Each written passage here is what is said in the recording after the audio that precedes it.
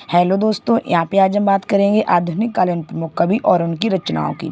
तो यहाँ पे हम जानेंगे आधुनिक कालीन प्रमुख कवि नागार्जुन की रचनाएं कौन सी हैं और कब लिखी गई हैं, उनकी याद करने की ट्रिक क्या है। तो सबसे पहले तो इनकी हम रचनाओं को देखते हैं, इसके बाद जानेंगे रचनाओं को याद करने की ट्रिक क्या है। सबसे पहले हम देख लेते हैं प्रमुख रचनाओं की ट्रिक क्या है। तो नागार्जुन की जो प्रमुख रचनाएं हैं उनकी ये ट्रिक दी हुई है। तो सबसे पहले तो इस ट्रिक को देखने के बाद हम प्रमुख रचनाओं को पढ़ेंगे, इसके बाद हम जानेंगे ट्रिक क्या है। वरना क्या करें, अगर हम डायरेक्टली ही ट्रिक को पढ़ेंगे तो वो रचनाएं हमें समझ में नहीं आएंगी। तो चलिए पहले हम देखते हैं रचनाएं कौन सी हैं। सबसे पहली रचना आती है युगधारा, जो 1953 में लिखी गई थी। नेक्स्ट है सतरंगी पंखों वाली, 1959 में लिखी गई है। नेक्स्ट पुरानी जूतियों का कोरस, 1983।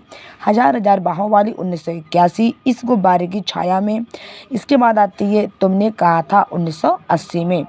आखिर ऐसा क्या कह दिया मैंने, खिचड़ी विप्लव देखा हमने, जो 1980 में लिखी गई है। भूमिजा, प्यासी पतराई आंखें, 1962 में लिखी गई। तालाब की मछलियाँ, 1975 में। रत्नगर्भ और भस्मांकुर, 1971 में लिखी गई है। जो नागार्जुन की पहली रचना है वो है युगधारा, जो 1953 में लिखी गई है। नागार्जुन के काव्य की भी ये पहली ही रचना है। नागार्जुन का जो वास्तविक नाम था वो वैद्यनाथ मिश्र था। इसके बाद इनकी रचनाओं के बारे में हमने जाना। अब हम जानते हैं इन रचनाओं की ट्रिक क्या है। तो प्रमुख रचनाओं की अब हम ट्रिक जानते हैं। तो भूमिजा ने हजार हजार बहाव वाली इस गुब्बारे की छाया में पुरानी जूतियों का कोरस किया। अब जो भूमिजा है वो क्या करती है, उसकी हजार हजार बाहें हैं, वो जो गुब्बारे की छाया में क्या करती है, पुरानी जूतियों का कोरस करती है। फिर युगधारा में आखिर ऐसा क्या कह दिया मैंने जिससे तालाब की मछलियाँ भस्मांकुर हो गईं। रतनगर्भ में सतरंगे पंखों वाली, प्यासी पतराई आंखें, खिचड़ी विप्लव देखा हमने।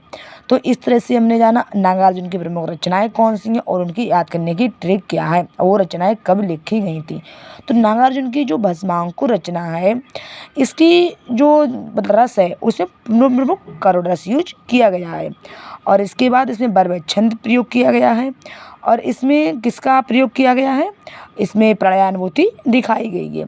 तो इस तरह से हमने नागार्जुन की रचनाओं के बारे में विस्तृत जानकारी प्राप्त की है और ये डिटेल्स में जाना है। आप लोग पूरी वीडियोज़ को देखिएगा, उम्मीद करते हैं इससे आपको लाभ हो।